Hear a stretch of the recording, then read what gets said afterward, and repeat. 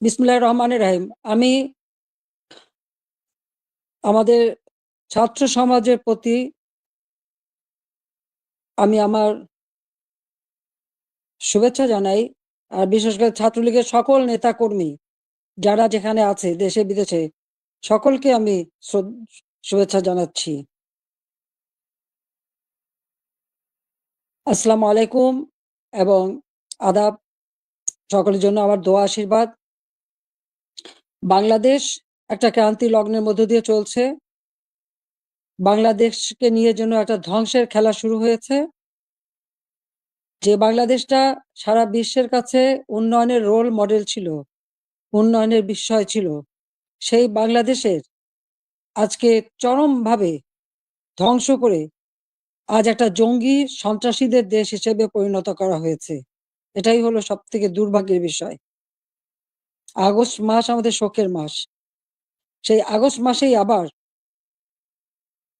এদেশের মানুষের অধিকার কেড়ে নেওয়ার জন্য যে চক্রান্ত করা হয়েছে তার শিকার আজকে সমগ্র দেশ। এদেশের বাংলাদেশের কৃষক, শ্রমিক, ছাত্র, জনতা, সরকারি ও অসরকারি কর্মকর্তা কর্মচারী থেকে শুরু করে কেউ রেহাই পাচ্ছে না, পুলিশ বাহিনী কেউ রেহাই পাচ্ছে না। এদের ধ্বংসের খেলা আর রক্তের খেলা আজকে বাংলাদেশকে ক্ষত বিক্ষত করে দিচ্ছে।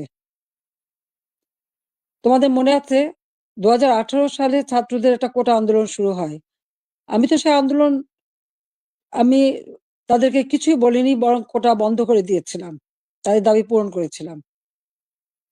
এরপরে মুক্তিযোদ্ধা কয়েকটা পরিবার একটা কোর্টে মামলা করে, তার একটা রায় হয়। সেই রায়ের যখন কোটা আবার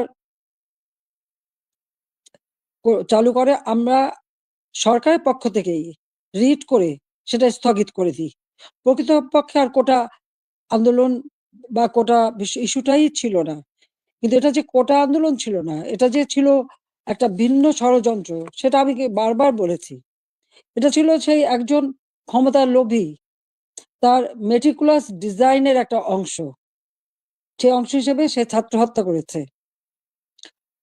জনগণকে হত্যা করেছে, আওয়ামী লীগের নেতাকর্মী হত্যা করেছে, পুলিশ হত্যা, সাংবাদিক হত্যা, সাংস্কৃতিক কর্মী হত্যা, সারা দেশটাকে ক্ষত বিক্ষত করা, অর্থনীতিকে ধ্বংস করা। আমাদের মহান নেতা জাতির পিতা বঙ্গবন্ধু শেখ মুজিবুর রহমান তার জীবনটাকে উৎসর্গ করেছেন বাংলার জনগণের জন্য। সেই ছাত্র জীবনে যখন পাকিস্তানি শাসকরা আমাদের মাতৃভাষায় কথা বলার অধিকার কেড়ে নেয়, তারই প্রতিবাদ তিনি করেছিলেন। ঢাকা বিশ্ববিদ্যালয়ে তিনি আইন বিভাগের ছাত্র ছিলেন। আর এই প্রতিবাদ করবার জন্যই তিনি বাংলাদেশ ছাত্রলীগ প্রতিষ্ঠা করেন 1948 সালের 4 জানুয়ারি। এবং বাংলাদেশ ছাত্রলীগ তমুদ্দুন মজলিস সহ আরো কয়েকটি প্রগতিশীল রাজনৈতিক দল নিয়ে ভাষা সংগ্রাম পরিষদ গঠন করেন। সেই ভাষা আন্দোলনে আমাদের যারা শহীদ হয়েছেন, আমি তাদের আজকে স্মরণ করি। সালাম, বরকত, জব্বার যারা জীবন দিয়েছেন, রক্তের অক্ষরে বলে গেছেন আমরা মায়ের ভাষায় কথা বলতে চাই। আর এই আত্মত্যাগের মধ্য দিয়ে আমাদের যাত্রা শুরু। ধাপে ধাপে জাতির পিতা বঙ্গবন্ধু শেখ মুজিব এই বাংলাদেশের জনগণকে স্বাধীনতার চেতনায় উদ্বুদ্ধ করেন এবং তারই নেতৃত্বে আমরা পেয়েছি স্বাধীনতা, পেয়েছি মুক্তিযুদ্ধে বিজয়। আমি জাতির পিতা বঙ্গবন্ধু শেখ মুজিবুর রহমানের প্রতি শ্রদ্ধা জানাচ্ছি। শ্রদ্ধা জানাই জাতীয় চার নেতার প্রতি, 30 লক্ষ শহীদের প্রতি, 2 লক্ষ মা বোনের প্রতি। মুক্তিযোদ্ধাদের জানাই সশ্রদ্ধ সালাম। একটা যুদ্ধবিধ্বস্ত দেশের দায়িত্বভার নিয়েছিলেন বঙ্গবন্ধু শেখ মুজিব। মাত্র 3 বছর 7 মাসের মধ্যে সেই যুদ্ধের ভয়াবহতা কাটিয়ে ওঠেন। ধ্বংসস্তূপের উপর দাঁড়িয়ে যে যাত্রা শুরু করেছেন শূন্য হাতে, সেই বাংলাদেশকে তিনি মাত্র 3 বছর 7 মাসের মধ্যে একটা স্বল্পোন্নত দেশে উন্নীত করেন। সে সময় যখন বাংলাদেশের মানুষের শান্তি শৃঙ্খলা ফিরে আসে, মানুষ একটু সুন্দর জীবনের স্বপ্ন দেখতে শুরু করে, ঠিক তখন আসে আঘাত। 75 15ই আগস্ট। ওই ধানমন্ডি 32 নম্বর বাড়ি, যেখান থেকে জাতির পিতা স্বাধীনতার ঘোষণা দিয়েছিলেন, পাকিস্তানি হানাদার বাহিনী তাকে গ্রেপ্তার করে নিয়ে গেছিল এই ঘটনার পর। তখন এই বাড়িটা তারা লুটপাট করেছিল, কিন্তু আগুন দিয়ে পোড়ায়নি, ভাঙেনি। মুক্তিযুদ্ধে বিজয়ের পর জাতির পিতা ফিরে আসতে সক্ষম হন বাংলাদেশে। 10ই জানুয়ারি 1972 সালে তিনি প্রত্যাবর্তন করেন। এই বাড়িতে বসেই তিনি কিন্তু বাংলাদেশের এই বিধ্বস্ত বাংলাদেশকে গড়ে তোলেন। রাষ্ট্রপতি হিসেবে তিনি কিন্তু রাষ্ট্রপতি ভবনে থাকেননি বা প্রধানমন্ত্রী হিসেবে প্রধানমন্ত্রী ভবনে থাকেননি। এই ছোট বাড়িটা, যে বাড়িটা আমার মা অনেক কষ্ট করে প্রতিটি ইট নিজের হাতে গেড়ে তিনি এই বাড়িটা গড়ে তুলেছিলেন। ওই বাড়িতেই ১৫ই আগস্ট আমার বাবা জাতির পিতা বঙ্গবন্ধু শেখ মুজিবকে হত্যা করা হয়। আমার মা বেগম ফজিলাতুন্নেছা মুজিবকে হত্যা করে। আমার ৩ ভাই, সকলেই আমার ছোট। মুক্তিযোদ্ধা ক্যাপ্টেন শেখ কামাল, মুক্তিযোদ্ধা লেফটেন্যান্ট শেখ জামাল এবং ছোট রাসেল, যার বয়স ছিল মাত্র ১০ বছর। তাদেরকে কেউ নির্মমভাবে হত্যা করে। কামাল জামালের নবপরিণীতা বধূ সুলতানা এবং রোজি জামালকে হত্যা করে। আমার একমাত্র চাচা শেখ আবু নাসের, তিনিও মুক্তিযোদ্ধা, পঙ্গু ছিলেন। ঘাতকের নির্মম বুলেটের আঘাতে তিনিও জীবন হারান। রাষ্ট্রপতির মিলিটারি সেক্রেটারি ছুটে এসেছিলেন ব্রিগেডিয়ার জামিল উদ্দিন, তাকেও হত্যা করে। পুলিশ অফিসার সিদ্দিকুর রহমানকে হত্যা করে। একই সাথে যুবনেতা শেখ ফজলুল হক মনিকে হত্যা করে, তার অন্তঃসত্ত্বা স্ত্রী আরজুমনি, তাকেও হত্যা করে। আব্দুর রব সানিবাদ, যিনি স্বাধীনতার সংগঠক ছিলেন, তাকে হত্যা করে। তার ১০ বছরের ছেলে আরিফ, ১৩ বছরের মেয়ে বেবি, ৪ বছরের নাতি সুকান্ত সহ ওই পরিবারের সদস্যদের নির্মমভাবে হত্যা করে। ১৫ই আগস্টে যারা শাহাদাত বরণ করেছে, আমি তাদের আত্মার মাগফিরাত কামনা করি।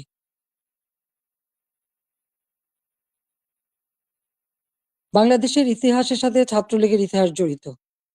জাতির পিতা বঙ্গবন্ধু শেখ মুজিব বলেছিলেন, ছাত্রলীগের ইতিহাস বাংলাদেশের ইতিহাস। প্রতিটি সংগ্রাম, মুক্তিযুদ্ধে ছাত্রলীগের অবদান রয়েছে। ৭৫ এর পর গণতান্ত্রিক অধিকার প্রতিষ্ঠার জন্য যে সংগ্রাম করি, সেখানেও শহীদের তালিকায় ছাত্রলীগের সংখ্যাটাই বেশি। বারবার আঘাত এসেছে, একের পর এক কূপ হয়েছে, হত্যা, কূপ, ষড়যন্ত্রের রাজনীতি শুরু হয়েছে। সেখান থেকে বাঙালি জাতিকে উদ্ধার করে আমরা এদেশে গণতন্ত্র প্রতিষ্ঠা করি। ১৫ই আগস্ট আমার ছোট বোন রেহানা আর আমি বিদেশে ছিলাম বলে বেঁচে গিয়েছিলাম। ৬টি বছর প্রবাসে আমরা কাটাই। এরপর আমি সুযোগ পাই বাংলাদেশে ফিরে আসতে, বলতে গেলে অনেকটা জোর করে ফিরে আসি। যে দেশে আমার পিতামাতার ঘাতকের দল, যাদেরকে ইন্ডেমনিটি দেওয়া হয়েছিল, তাদের বিচার করা যাবে না। অর্থাৎ আমি একজন মানুষ হিসেবে আমার বাবা, মা, ভাইয়ের বিচার চাইতে পারবো না। সেই বিচারহীনতার সংস্কৃতি ছিল বাংলাদেশে। যে দেশে গণহত্যা চালিয়েছিল পাকিস্তান হানাদার বাহিনী, গ্রামের পর গ্রাম জ্বালিয়ে পুড়ে ছারখার করেছিল। মা বোনদেরকে ধরে নিয়ে ক্যাম্পে রেখে দিনের পর দিন পাশবিক অত্যাচার করত। সেই যুদ্ধাপরাধী যাদের বিচার জাতির পিতা শুরু করেছিলেন, তাদেরকেও কিন্তু ছেড়ে দেওয়া হয়, মুক্তি দেওয়া হয়েছিল তখন।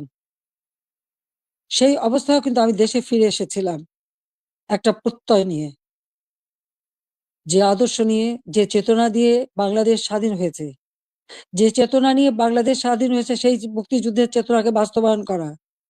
যে আদর্শ বুকে ধারণ করে লাখো শহীদ রক্ত দিয়ে দেশ স্বাধীন করেছে, সেই শহীদের মর্যাদা রক্ষা করে বাংলাদেশের মানুষের অন্ন, বস্ত্র, বাসস্থান, চিকিৎসা, শিক্ষা, মৌলিক অধিকারগুলি নিশ্চিত করে বাংলাদেশকে একটা উন্নত, ক্ষুধা, দারিদ্র্যমুক্ত বাংলাদেশ গড়ে তোলা, যা জাতির পিতা বঙ্গবন্ধু শেখ মুজিবের স্বপ্ন ছিল। এবং সেই কাজে আমরা কিন্তু সাফল্য অর্জন করেছিলাম। ১ম বার সরকারে এসে আমরা অনেকগুলি উন্নয়নের কাজ করি। এরপর আসতে পারিনি। আবার বাংলাদেশে জঙ্গি, সন্ত্রাস, দুর্নীতির দেশ হয়েছিল। প্রায় ৮টি বছর সময় নষ্ট হয়। ২০০৮ এর নির্বাচনে আওয়ামী লীগ এককভাবে ৩০০ সিটের মধ্যে ২৩৩ টা সিট পায়। বাংলাদেশের মানুষের আস্থা, বিশ্বাস অর্জন করে সরকার গঠন করি। ২০০৯ সাল থেকে ২০২৪ সাল এই বাংলাদেশ উন্নয়নশীল দেশের মর্যাদা পায়। যখন আমরা জাতির পিতার জন্মশতবার্ষিকী ২০২০ সালে এবং স্বাধীনতা সুবর্ণ জয়ন্তী ২০২১ সালে উদযাপন করি, তখনই কিন্তু বাংলাদেশ উন্নয়নশীল দেশের মর্যাদা পায় এবং জাতিসংঘ স্বীকৃতি দেয়। জাতির পিতা বঙ্গবন্ধু শেখ মুজিবের সেই ঐতিহাসিক ৭ই মার্চের ভাষণ, সে ভাষণও ইউনেস্কো বিশ্ব প্রামাণ্য দলিলে স্থান করে দেয়। কারণ যে ভাষণ পৃথিবীর বিভিন্ন দেশে সামরিক, অসামরিক নেতারা ভাষণের মধ্য দিয়ে মানুষকে উজ্জীবিত করেছে, সেই ভাষণগুলির মধ্যে প্রায় ২৫০০ বছরের সকল ভাষণের মধ্যে জাতিপিতা বঙ্গবন্ধু শেখ মুজিবের ভাষণটি সর্বশ্রেষ্ঠ ভাষণ হিসেবে গণ্য হয়। আন্তর্জাতিক প্রামাণ্য দলিলে তার স্থান পেয়েছে। বাংলাদেশে এখন জাতির পিতা বঙ্গবন্ধু শেখ মুজিবের ভাষণ নিষিদ্ধ করেছে, কিন্তু আন্তর্জাতিকভাবে তো তার স্বীকৃতি পেয়েছে।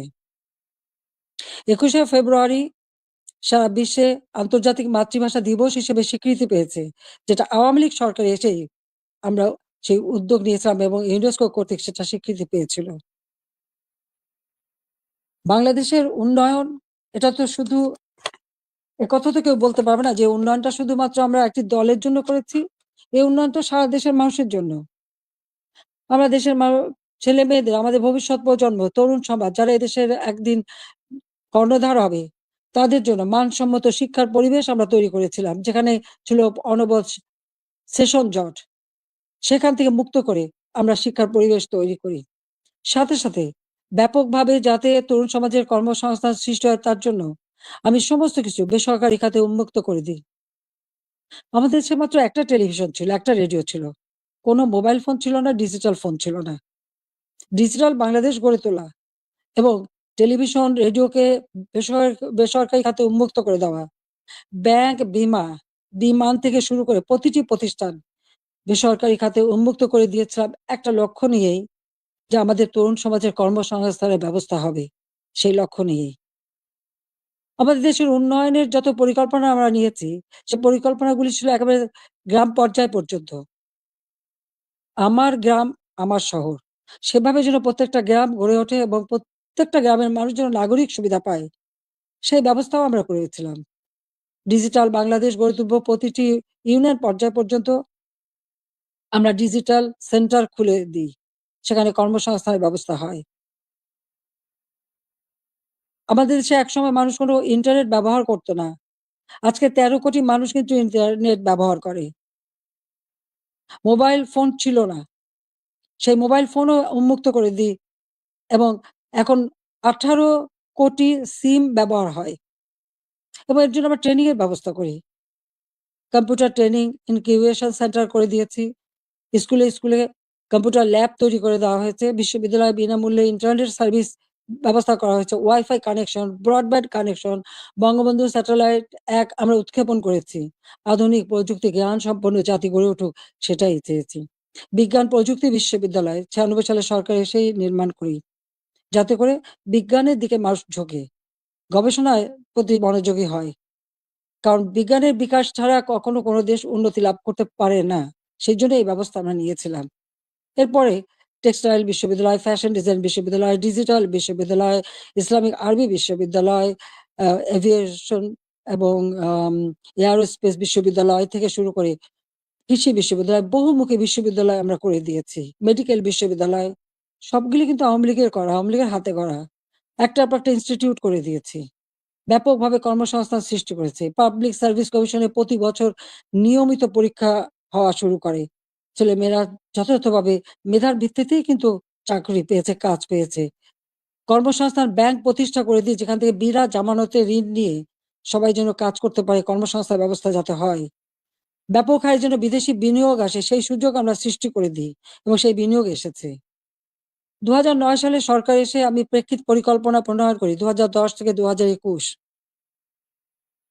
যার লক্ষ্য ছিল বাংলাদেশকে আরো উন্নত করা, বাংলাদেশের মানুষের জীবন মান উন্নত করা, আধুনিক বিশ্বের সঙ্গে যাতে তাল মিলিয়ে চলতে পারে সেই ব্যবস্থা করা এবং সেটাই আমরা কিন্তু করেছিলাম। আজকে আমাদের এটা ভুললে চলবে না যে মুক্তিযুদ্ধ, জাতির পিতা বঙ্গবন্ধু শেখ মুজিবের অবদান এবং গণতন্ত্র প্রতিষ্ঠার সংগ্রাম, এর সবকিছুই কিন্তু আমাদের আন্দোলন সংগ্রামের ফসল। জাতির পিতা বঙ্গবন্ধু শেখ মুজিব যদি এদের স্বাধীন না করতেন, তাহলে আমরা কোথায় থাকতাম? পাকিস্তানের একটা প্রদেশ। পাকিস্তান না বলে একজন বাঙালি কিন্তু সেক্রেটারি হতে পারেনি। একজন বাঙালি কিন্তু মেজর জেনারেল পর্যন্ত যেতে পারেনি, মাত্র মেজর হিসেবেই থাকতে পারত। একজন মাত্র কর্নেল ছিল। পাকিস্তান আমলে কিন্তু আমাদের শিক্ষার কোনো উচ্চশিক্ষার সুযোগই ছিল না।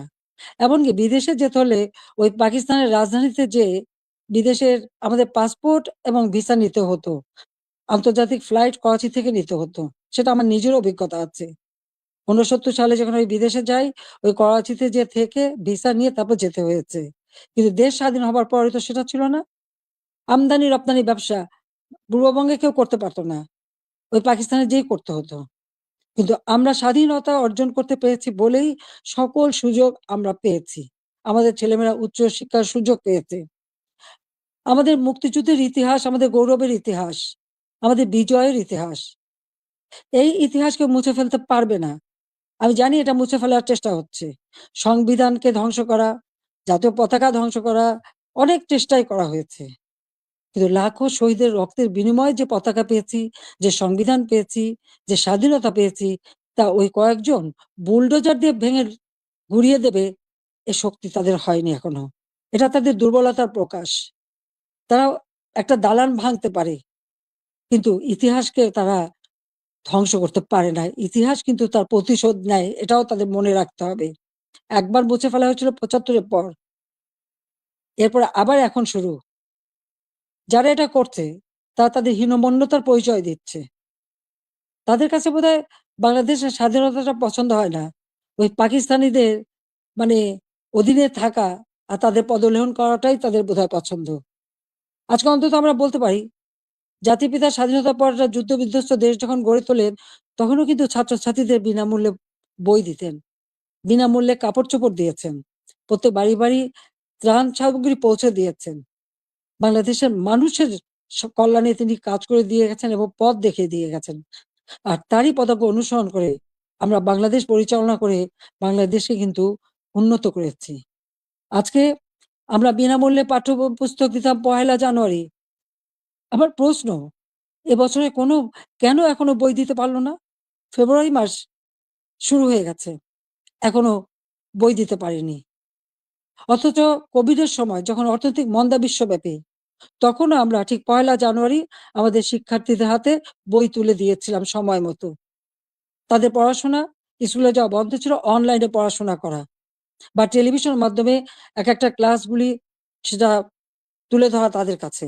ঘরে বসে আমার ঘর আমার স্কুল, এই কর্মসূচি বাস্তবায়নের মাধ্যমে পড়াশোনা যাতে অব্যাহত থাকে সেই ব্যবস্থাই আমরা করে দিয়েছিলাম।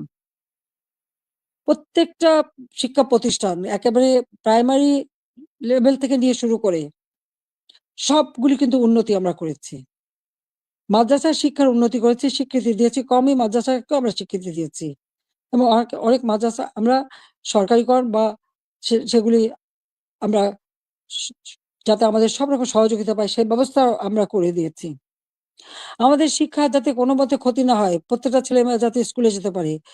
প্রাইমারি শিক্ষা আমরাই প্রতিষ্ঠিত করি এবং সেই সাথে, সাথে মায়ের নামে আমরা একটা বিশেষ অনুদান পাঠাতাম বাচ্চাদের স্কুলে পাঠানোর জন্য। উপবৃত্তি দেওয়া, বৃত্তি দেওয়া এবং উচ্চশিক্ষার সুযোগ করে দেওয়া। সেই পদক্ষেপ আমরা নিয়েছিলাম। যাতে আমাদের গরিব মেধাবী ছেলেমেয়েরা যথাযথভাবে পড়াশোনা করতে পারে, সেই সুযোগটা আমি করে দিয়েছিলাম। ৪ কোটির উপর শিক্ষার্থী এই সুযোগ পেত। এমনকি বঙ্গবন্ধু মেমোরিয়াল ট্রাস্ট, আমরা যখন দেশে ফিরে আসি ওই বাড়িটি আমরা তো ব্যক্তিগত কাজে ব্যবহার করিনি। ৩২ নম্বরের বঙ্গবন্ধু ভবন আমরা ২ বোন জনগণকে দান করে দিয়েছিলাম বঙ্গবন্ধু মেমোরিয়াল ট্রাস্ট করে। এবং সেখানে একটি মিউজিয়াম করেছিলাম সেই স্মৃতি রক্ষার জন্য। আর সেই ট্রাস্টের মাধ্যমে ছাত্রছাত্রীদের আমরা বৃত্তি দিতাম। কম করে হলেও ৳৫০০, উপরে ৳২,০০০। মেডিকেল ইঞ্জিনিয়ারিং পর্যন্ত যারা পড়তো সকলের জন্য এই বৃত্তি উন্মুক্ত ছিল। ১৮০০ শিক্ষার্থীকে আমরা বৃত্তি দিতাম। তাছাড়া অনেক দুস্থ এবং গ্রেনেড হামলা আহত, নিহত পরিবার তাদেরকে মাসোহারা দিতাম।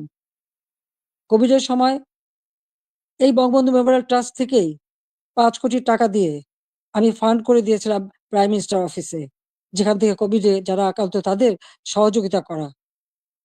আমরা ভূমিহীন গৃহহীনদের ঘরবাড়ি করে দিই। বঙ্গবন্ধু মেমোরিয়াল ট্রাস্ট থেকে ৫ কোটি টাকা দিয়ে আমি বিশেষ তহবিল গঠন করে দিই। যেখানে জমি পাওয়া যেত না, সেই জমি ক্রয় করে ভূমিহীন গৃহহীন মানুষকে ঘরবাড়ি করে দেওয়া। যাদের ঠিকানা ছিল না, তাদের আমি ঠিকানা দিয়েছিলাম। এমনকি এই আশ্রয়ণ প্রকল্পের থেকে পুলিশের চাকরিও পেয়েছে আমাদের অনেক ছেলেমেয়ে। কারণ তাদের ঠিকানা হয়েছিল। আগে তাদের ঠিকানা ছিল না। ৫৮ টা জেলা ভূমিহীন গৃহহীন মুক্ত করেছিলাম। আমাদের লক্ষ্য ছিল যে আমরা সমগ্র জেলায় কোনো মানুষ ভূমিহীন গৃহহীন থাকবে না, সকলের একটা মর্যাদা থাকবে। ঢাকা শহরে বস্তিবাসীর জন্য আমি ফ্ল্যাট বাড়ি নির্মাণ করে সেখানে তাদের থাকার ব্যবস্থা ভাড়া ভিত্তিক। বস্তিতে যে ভাড়া দিত সেই ভাড়াতেই থাকতে পারে সেই ব্যবস্থা করেছি। আমাদের দেশের যারা সুইপার, হরিজন, দলিত শ্রেণী তাদেরকে ফ্ল্যাট বাড়ি নির্মাণ করে দিয়েছি। এবং আমাদের বেদে, কুষ্ঠরোগী, হিজড়া প্রতিটি অনগ্রসর যারা তাদের জন্য বিনামূল্যে ঘর এবং তাদের জীবন জীবিকার ব্যবস্থা আমরা করে দিয়েছি। বাংলাদেশে আমি যখন 96 সালে সরকার গঠন করি মাত্র 1600 মেগাওয়াট বিদ্যুৎ ছিল। আমি 4300 মেগাওয়াটে উন্নীত করেছিলাম। কিন্তু পরবর্তীতে 8 বছর পর যখন আবার সরকারে আসি তখন পেয়েছিলাম মাত্র 3200 মেগাওয়াট। আমরা উদ্যোগ নিই, ঘরে ঘরে বিদ্যুৎ দেব, প্রতিটি ঘর আলোকিত করব। আমাদের কথা রেখেছি। প্রত্যেক ঘরে ঘরে আমরা বিদ্যুৎ পৌঁছে দিয়েছিলাম, প্রতিটি ঘর আলোকিত করেছিলাম। আমাদের লক্ষ্য ছিল যে একটি মানুষও কুঁড়ে ঘরে বাস করবে না, নিদেন পক্ষে একটা টিনের ঘরেও হলেও তাদের দেব। সেটা কিন্তু আমরা দিতে পেরেছি এবং এর পরবর্তীতে এসে সেমি পাকা ঘর আমরা দিয়ে দিয়েছি, যাতে মানুষ বাঁচতে পারে। খেলাধুলায় আরো আগ্রহী যাতে হয়, ক্রিকেট টেস্ট ম্যাচ সেটাও আমার সময় অর্জন করা এবং সেই সঙ্গে সঙ্গে তাদের ট্রেনিং করানো। ক্রিকেট, ফুটবল বা দেশীয় খেলা, হকি, প্রত্যেকটা খেলার সুযোগ আমরা করে দিয়েছি এবং ছেলে মেয়ে উভয়ই সুযোগ পেত। আমাদের সে প্রাইমারি স্কুলে মেয়েদের জন্য বঙ্গমাতা গোল্ড কাপ টুর্নামেন্ট এবং ছেলেদের জন্য বঙ্গবন্ধু শেখ মুজিব গোল্ড কাপ টুর্নামেন্টের মাধ্যমে সেই ছোট্টবেলা থেকে যাতে তারা খেলতে পারে সেই ব্যবস্থা আমরা করে দিয়েছি। আজকে কি দুর্ভাগ্য আমাদের! আমাদের মেয়েরা ফুটবল খেলতে যেয়ে সারা অনেক দেশ থেকে কিন্তু তারা জয়ী হয়ে এসেছে, বাংলাদেশের সুনাম করে এসেছে। আজকে আমাদের দেশে তারা খেলতে পারছে না। কেন? মেয়েদের খেলার অধিকার নাই কেন? সেটা আমার প্রশ্ন। তাদেরকে কেন বাধা দেওয়া হলো? যারা এই বাধা দেন তারা কি ভুলে যান? আমাদের নবী করিম সাল্লাল্লাহু আলাইহি ওয়াসাল্লাম যখন ইসলাম ধর্ম প্রচার করেন, তখন কে ১ম ইসলাম ধর্ম গ্রহণ করেছিল? ইসলাম ধর্ম গ্রহণ করেছিল একজন নারী। তিনি বিবি খাদিজা। তিনি ১ম ইসলাম ধর্ম গ্রহণ করেন। সে কথাটা তাদের ভুললে চলবে না। মায়ের পেটেই সন্তান জন্ম নেয়। আর সেই মায়ের জাতিকে অবমাননা করা কেন? সেটা আমার প্রশ্ন। খেলাধুলা, সংস্কৃতি চর্চা, স সাহিত্য চর্চা, এই সংস্কৃতি তো আমাদের অধিকার, সকলের অধিকার। এখানে নারী পুরুষের কোনো ভেদাভেদ থাকতে পারে না। আর ইসলাম ধর্ম কখনো তা বলে না। কিন্তু আজকে আমরা দেখছি শুধু মেয়েদের খেলতে যে দেওয়া হয় না তা না। শিক্ষকদের লাঞ্ছিত করা হয়। এটা কেমন ধরনের কথা? শিক্ষক আমাদের গুরুজন। তাদের প্রতি আমাদের সম্মান দেখাতে হবে। আর সেই সম্মান যে আমরা দেখাই সেটা তো আপনারা জানেন। এমনকি আমি প্রধানমন্ত্রী হবার পরেও আমার ইউনিভার্সিটির শিক্ষক, তাদেরকে আমি সম্মান করতাম। আমার স্কুলের শিক্ষক যাদের সঙ্গে দেখা হওয়ার সাথে, সাথে আমি সম্মান করতাম। তাদের পা ধরে সালাম করতাম। কারণ শিক্ষক গুরুজন। কিন্তু আমি জানি না এই কোটা আন্দোলনের নামে এমন একটা পরিবেশ সৃষ্টি করে ফেলা হলো যে ছাত্রছাত্রীরা শিক্ষকদের অপমান করে। তাদের গলায় জুতার মালা পরায়। তাদেরকে গাছের সাথে বাঁধে। তাদেরকে দিয়ে জোর করে পদত্যাগ করায়। কেন এই ধরনের বেয়াদবি কেন শিখাবে বা এই শিশুদের কোমলমতি শিশুদের এবং ছাত্রছাত্রীরা কেন এই বেয়াদবি করবে? আজকে ছাত্রছাত্রীরা শিক্ষকদের বয়কট করে। এই ধরনের অদ্ভুত আচরণ আমি জানি না পৃথিবীর আর কোন দেশে আছে কিনা। তাহলে আমরা কি পরিচয় দেব? যে দেশের মানুষ ৭১ সালে মুক্তিযুদ্ধে বিজয় অর্জন করে বিজয়ী জাতি হিসেবে সারা বিশ্বে সম্মান পেয়েছে, আজকে সেই দেশের মানুষ আছে কোথায়? কোথায় সেই সম্মান? যে দেশটাকে আমি জাতির পিতা বঙ্গবন্ধু শেখ মুজিবের আদর্শ বুকে নিয়ে যে বাংলাদেশকে আমি উন্নয়নশীল দেশের মর্যাদা এনে দিয়েছিলাম। আমাদের অর্থনীতি আন্তর্জাতিকভাবে ৩৫তম অর্থনীতির দেশ হিসেবে স্বীকৃতি পেয়েছে। দারিদ্র্যের হার ৪১ ভাগ থেকে আমি ১৮.৭ ভাগে নামিয়ে এনেছিলাম। হতদরিদ্র ২৫ ভাগ থেকে আমি ৫.৬ ভাগে নামিয়ে এনেছিলাম। আমাদের সাক্ষরতার হার ৪৫ ভাগ থেকে ৭৮.৮ ভাগে উন্নীত করেছিলাম। এবং আমাদের দেশের ছেলেমেয়েরা দেশে বিদেশের জন্য যে পড়াশোনা করতে পারে, প্রধানমন্ত্রীর দপ্তরে আমি আলাদা শিক্ষা সহায়তা ট্রাস্ট ফান্ড করে দরিদ্র মেধাবী ছাত্রদেরকে আমি বৃত্তি দিতাম, যাতে তারা আরো উচ্চ শিক্ষা নিতে পারে, পিএইচডি করতে পারে বা অন্য যেকোনো উন্নত মানের শিক্ষা দেশে বিদেশে করতে পারে, সেইভাবে তাদের বৃত্তি দেওয়া শুরু করেছিলাম। কেন করেছিলাম? আমাদের তরুণ প্রজন্মের ভবিষ্যতের জন্য। কারণ যারা এদেশ একদিন দায়িত্ব নেবে তারা যেন সুষ্ঠুভাবে দেশকে এগিয়ে নিয়ে যেতে পারে সেই লক্ষ্য নিয়েই তো আজকে আমি দেখি শিক্ষার অধিকার থেকে বঞ্চিত করা হচ্ছে। বিভিন্ন বিশ্ববিদ্যালয় থেকে ছাত্রদের বের করে দেওয়া হচ্ছে। তাদের সার্টিফিকেট বাতিল করা হচ্ছে। তাদের শিক্ষাবর্ষ কেড়ে নেওয়া হচ্ছে। কি অপরাধ তাদের? আমরা যখন বৃত্তি দিয়েছি, আমরা যখন মানুষকে সহযোগিতা করেছি, আমরা তো কোনো দল দেখিনি। দল মত নির্বিশেষে মেধাবী তারাই চাকরি পেয়েছে, তারাই সুযোগ পেয়েছে। তাদের জন্য আমি করেছি। আমি প্রধানমন্ত্রী হিসেবে মানুষকে মানুষ হিসেবেই দেখেছি। হ্যাঁ, একটা দেশে মাল্টি পার্টি সিস্টেম থাকে, বহুদলীয় গণতন্ত্র। সেখানে সকলের মতের ভিন্নতা থাকতে পারে। কিন্তু তার মানে এই না যে সকলের অধিকার থেকে কেড়ে নিতে হবে। ছাত্রদের শিক্ষার অধিকার, এটা ছাত্রদের অধিকার। দল মত নির্বিশেষে সকলের অধিকার। সেই অধিকার থেকে কাউকে বঞ্চিত করা, এর থেকে অন্যায় আর কিছু হতে পারে না। কিন্তু দুর্ভাগ্যের বিষয় যে আমরা দেখি সেই বৈষম্যহীন আন্দোলনের মাধ্যমেই আজকে বৈষম্য সৃষ্টি করা হচ্ছে। ছাত্রদের শিক্ষার অধিকার থেকে বঞ্চিত করা হচ্ছে। শিক্ষকদের অপমান করা হচ্ছে। শিক্ষা প্রতিষ্ঠানগুলির পরিবেশ নষ্ট করা হচ্ছে। কেন এই অবস্থা থাকবে? বাংলাদেশে ২০২৪ সালে যে ঘটনা ঘটলো, সেখানে পুলিশদের পিটিয়ে হত্যা করা। একটা অন্তঃসত্ত্বা নারী পুলিশ যে বারবার বলছে, "ভাই আমাকে মারবেন না, আমার পেটে বাচ্চা।" মানুষ এত অমানুষ হয় কিভাবে যে তাকে পিটিয়ে হত্যা করা হলো? আগুন দিয়ে পুলিশ ফাঁড়িতে জ্বালিয়ে দেওয়া এবং সেখানে আগুন দিয়ে পুড়িয়ে ফেলা। মানুষকে মেরে পা বেঁধে ঝুলিয়ে রাখা, ঠিক কসাইখানায় পশু জবাই দিয়ে যেমন পা বেঁধে ঝুলিয়ে রাখে সেইভাবে তাদের ঝুলিয়ে রাখা। যারা এমনকি তাদেরকে এমনভাবে অপমান করা, কাপড় খুলে নিয়ে তাদেরকে একেকজনকে কিভাবে বেইজ্জতি করা। যারা এইসব ঘটনা ঘটে তাদের মধ্যে কি এতটুকু মানবিকতা নেই? এতটুকু শালীনতাবোধ নেই? কি করে একটা মানুষ এভাবে মানুষকে অত্যাচার করতে পারে? আমরা তো ১৫ বছর ৭ মাস তো ক্ষমতায় ছিলাম। এইভাবে তো আমরা কাউকে অপমান করিনি বা এভাবে দলীয়করণ আমরা করিনি। ব্যবসা-বাণিজ্য আজকে কেউ করতে পারছে না। ব্যবসায়ীদের উপর অনবরত আক্রমণ, গ্রেপ্তার, কলকারখানা বন্ধ, হাজার শ্রমিক বেকার হয়ে যাচ্ছে। আজকে কৃষক চাষ করতে পারছে না। সার নেই, বিদ্যুৎ নেই, সেচ দিতে পারে না। এই অবস্থা তো বাংলাদেশের ছিল না। আমি তো এই অবস্থা রেখে আসিনি। বাংলাদেশে মানুষের খাদ্য নিরাপত্তা নিশ্চিত করেছি। উত্তরবঙ্গে মঙ্গা লেগেই থাকতো, সেখানে মঙ্গা দূর করেছি। যারা একবেলা খাবার পেত না অন্তত ৩ বেলা তারা খাবার পেত। বিদেশ থেকে পুরনো কাপড় এনে পরানো হতো। কই আওয়ামী লীগ সরকার আসার পরে তো বিদেশ থেকে পুরনো কাপড় এনে পরানো লাগেনি। অন্ন, বস্ত্র, বাসস্থান, চিকিৎসা, শিক্ষা সব ব্যবস্থাই তো করেছিলাম। কমিউনিটি ক্লিনিকের মাধ্যমে ৩০ প্রকার ঔষধ বিনামূল্যে দেওয়া হতো। আন্তর্জাতিক মানের চিকিৎসা সেবা দেওয়ার জন্য আন্তর্জাতিক মানের হাসপাতাল তৈরি করেছি। বেসরকারি খাতে উন্মুক্ত করে দিয়েছি। প্রায় ৪৪,০০০ এর মতো নার্স নিয়োগ দিয়েছি, ২২,০০০ ডাক্তার নিয়োগ দিয়েছি। মানুষের সেবা মানুষ যাতে পায় সেই ব্যবস্থাই আমরা নিয়েছি। কিন্তু আজকে যেন সব বৃথা হয়ে গেল। অপরাধটা কি আমার? আমি সেটা জানতে চাই। যারা আমাকে স্বৈরাচার বলেন, গণহত্যা বলেন, আজকে আমার জিজ্ঞাসা, আজকে যে বাংলাদেশের যে অবস্থা চলছে, এই যে পুলিশ হত্যা, আওয়ামী লীগের প্রায় ৪০০ মতো নেতাকর্মীকে নির্মমভাবে হত্যা করা হয়েছে।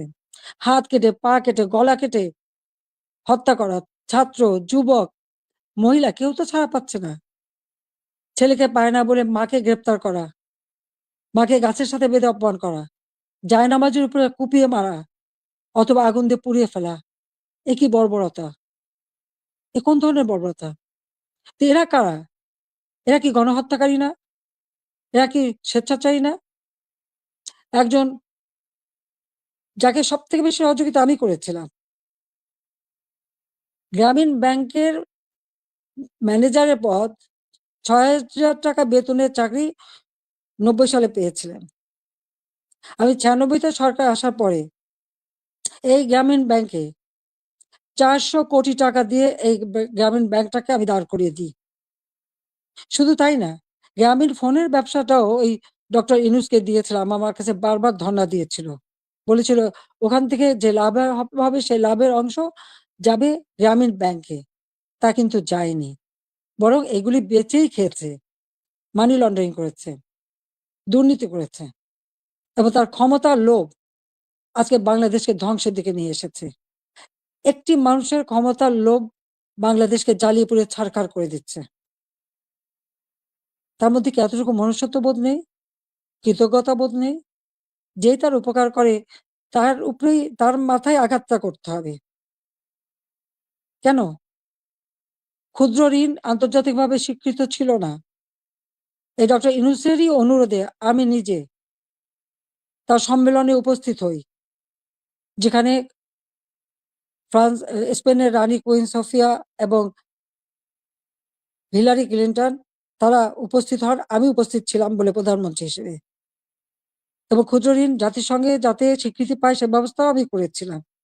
কিন্তু কত বড় বেইমান মুনাফিক যে তার ক্ষমতার লোভ এমন পর্যায়ে চলে গেল যে সে আমাকে আর রেহানাকে হত্যা করার পর্যন্ত পরিকল্পনা করলো, এবং তার বক্তৃতায় তিনি ধরা পড়ে গেছেন। বিল ক্লিন্টনের ফাউন্ডেশনে সে মোটা টাকা দেয়। আমাদের দেশে কোনো দুর্যোগ দুর্বিপাকে কোনোদিন মানুষকে এক পয়সা সাহায্য করেনি, কিন্তু সেখানে তিনি মোটা টাকা দিয়েছিলেন। আপনারা দেখেছেন গত সেপ্টেম্বর মাসে জাতিসংঘ যখন যায়, সেখানে বিল ক্লিন্টন ফাউন্ডেশনে দাঁড়িয়ে ইউনূস সাহেব কি বক্তৃতা দিলেন? যে এই আন্দোলন, কোটা আন্দোলন, এটা কোনো ছাত্র জনতার আন্দোলন ছিল না, এটা ছিল তার মেটিকুলাসলি ডিজাইনড আন্দোলন, যা তার মাস্টার মাইন্ডের মাধ্যমে করা। ওই মাহফুজ আলমকে তার পরিচয় করে দিয়েছিল মাস্টার মাইন্ড হিসেবে। তার অর্থটা কি? ছাত্রদেরকে বিভ্রান্ত করা হয়েছে। আমাদের ছাত্ররা কোমলমতি, তারা ঠিক কোনটা সঠিক সবসময় তো বুঝতে পারে না, তারা ঝুঁকে চলে এসেছে।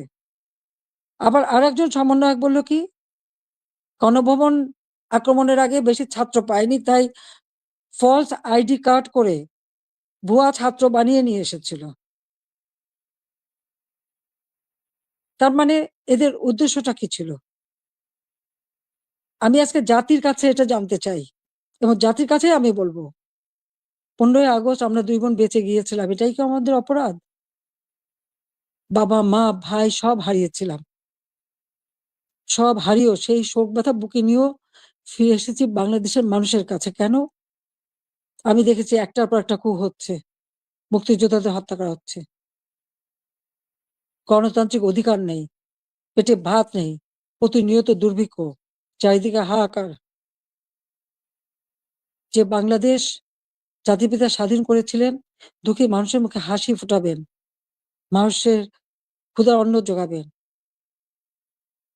সকল মৌলিক অধিকার নিশ্চিত করবেন, সেই বাংলাদেশে প্রতিনিয়ত এই ক্ষমতার লড়াই, একটা অশান্ত পরিবেশ।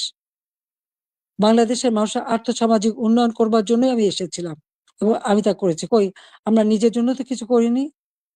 আমাদের ছেলে মেয়ে, 5টা ছেলে মেয়ে রানার আমার, তারা চাকরি করেছে, পড়েছে, লেখাপড়া শিখেছে, অক্সফোর্ড, হার্ভার্ড, এলএসি অথবা লন্ডন স্কুল, বিভিন্ন জায়গা থেকে তারা ডিগ্রি পেয়েছে।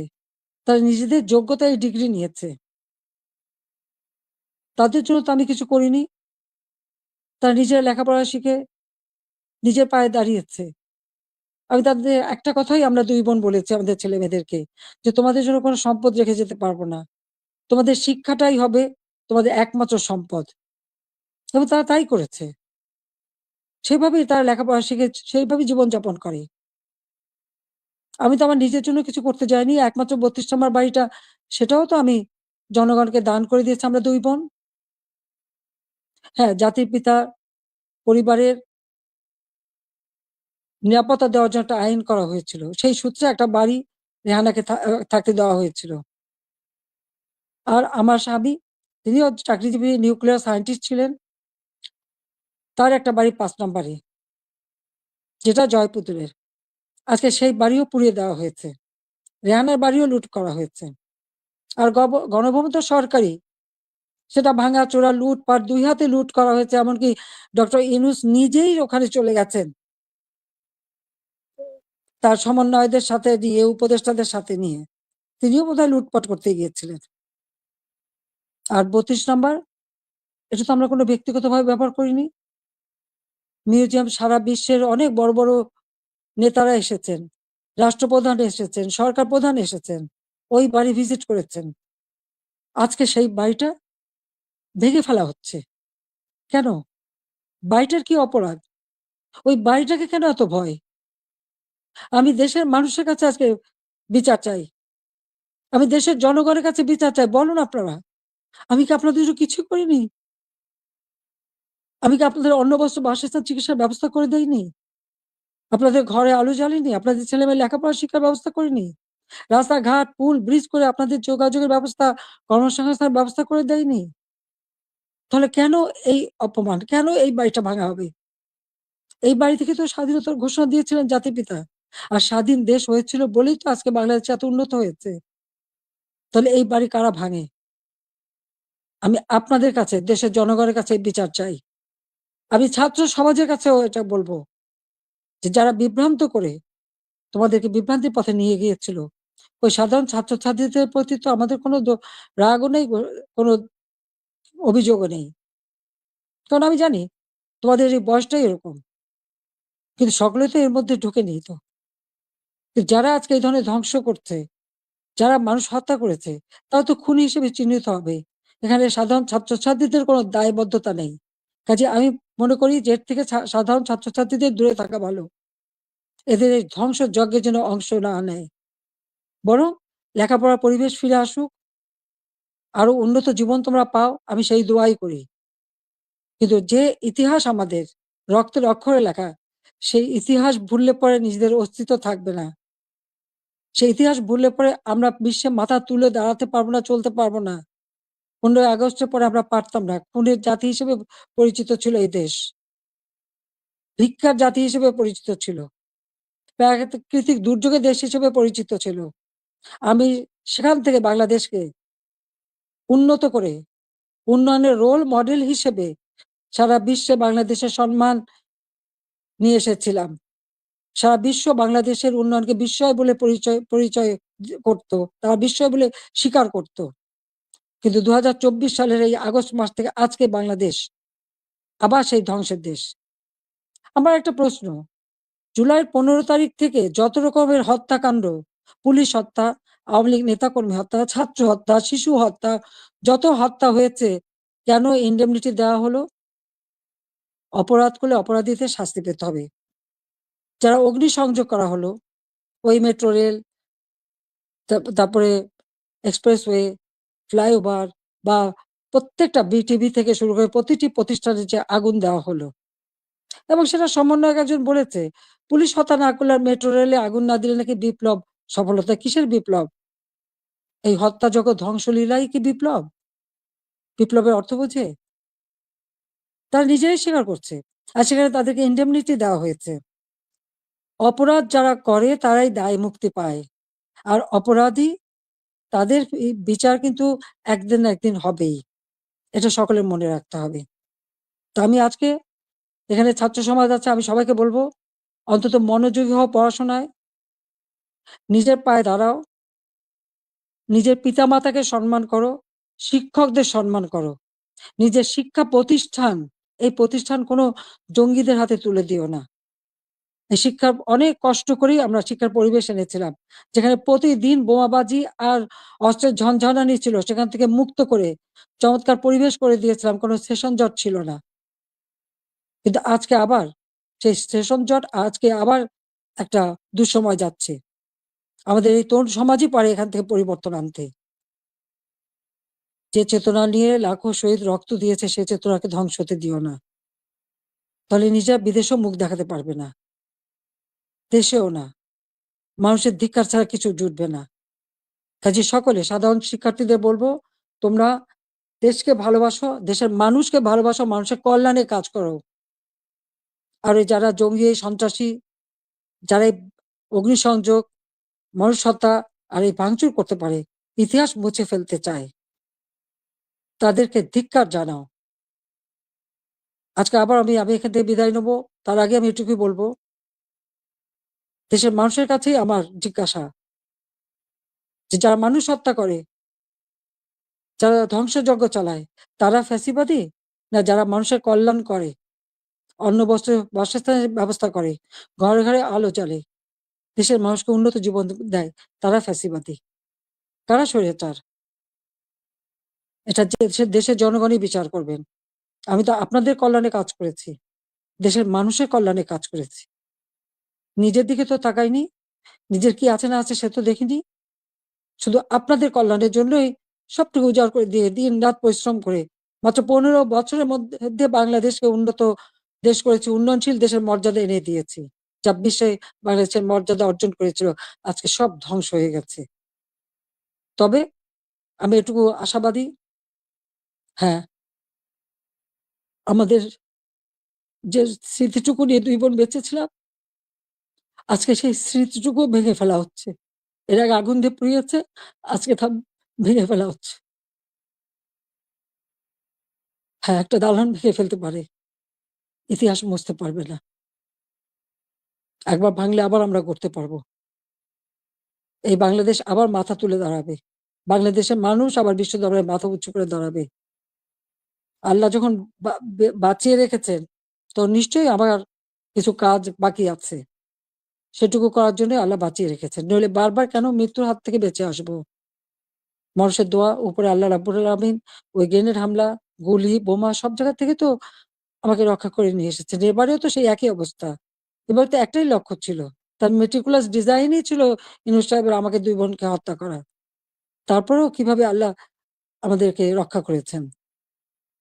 কাজেই আবার বাংলাদেশ ফিরে আসবে। মুক্তিযুদ্ধের চেতনা গড়ে উঠবে। শহীদের রক্ত কখনো বৃথা যেতে পারে না। এটাই আমার কথা।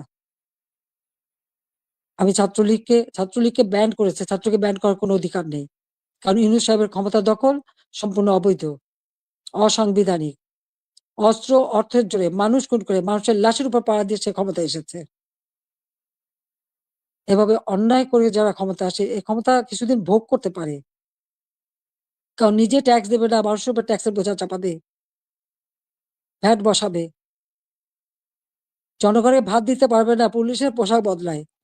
পাকিস্তানিদের পোশাকের সাথে মিলিয়ে পোশাক পরায়। কৃষক চাষ করতে পারে না, সার পায় না, সেচ পায় না, শ্রমিক কাজ পায় না, শ্রমিকদের বেকার করে দেয়। অথচ নিজের অর্থ সম্পদ ঠিকই আছে এবং অর্থ পাচার করা অব্যাহত রেখে দিয়েছে। কাজে এ অন্যায় আল্লাহ রাব্বুল আলামিনও সইবে না। এবং বাংলাদেশের মানুষকেও বলবো, আপনারাও এই অন্যায়ের প্রতিবাদ করবেন, প্রতিরোধ গড়ে তুলবেন। বাংলাদেশকে এভাবে ধ্বংস হতে দেবেন না। আমি আছি আপনাদের পাশে। আমি যত দূরেই থাকি না কেন, আমার মন আপনাদের সাথে আছে। আর আপনারা আমার মনের ভিতরে আছেন। বাংলার জনগণকে নিয়ে তো সব শোক ভুলেছিলাম। বাংলাদেশের মানুষকেই তো একটা নিজের পরিবার হিসেবে আমি নিয়েছিলাম। আর সেইভাবে নিজের ছেলে-মেয়েকে স্নেহবঞ্চিত করেছি। কিন্তু আপনাদের জন্য দিন-রাত পরিশ্রম করেছি। কাজে আমি আপনাদের কাছেই বিচার চাই, আর আপনাদের সহযোগিতা চাই।